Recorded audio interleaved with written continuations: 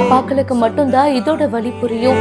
என்னை மீட்டிட மெய்யான ஓர் கரம் தேடுவேன், ஊரோடு சேர்ந்தே வாழ இந்த வேதனை அதை விட பெருசு. இங்கு வாழ்வேனோ, நீரோடு சேர்ந்தே போகாத.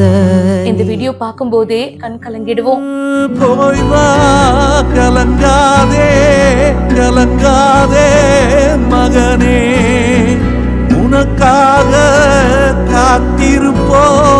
போய் நீ வா, போய் வா, வராமல் இருக்காதே மகனே, உனக்காக காத்திருப்போ.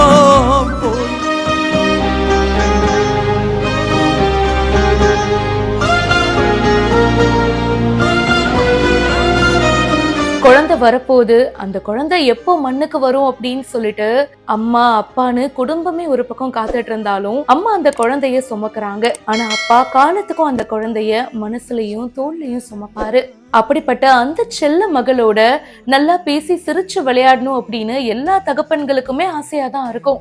ஆனா பல குடும்பத்துல சிச்சுவேஷன் காரணமா வேற ஊர்களுக்கு போற மாதிரி இருக்கும், வெளிநாட்டுக்கு போய் வேலை செய்யற மாதிரி இருக்கும். இங்கேயும் இந்த அப்பாக்கு அதே நிலைமை தாங்க. வேற ஊருக்கு போயிட்டு வேலை செய்யற மாதிரி இருக்கு. ஏர்போர்ட் வாசல்ல அந்த குழந்தையோட அவரு நிக்கிறாரு. அவருக்கு போறதுக்கு மனசே இல்ல. அந்த குழந்தைய தூக்கி பயங்கரமா கொஞ்சி மனுஷன் அழ ஆரம்பிச்சிடுறாரு. அந்த வீடியோ பார்க்கும் போதே நம்மளையும் அறியாம நமக்கும் கண்ணெல்லாம் கலங்குது.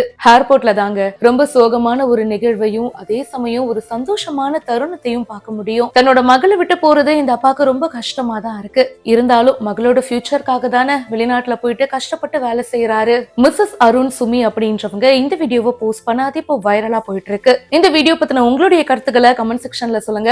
மேலும் பல செய்திகளுக்கு பிஹைண்ட் ரூட்ஸ் நியூஸ் வாட்ஸ்அப் சேனலுக்கு இப்பவே ஜாயின் பண்ணுங்க.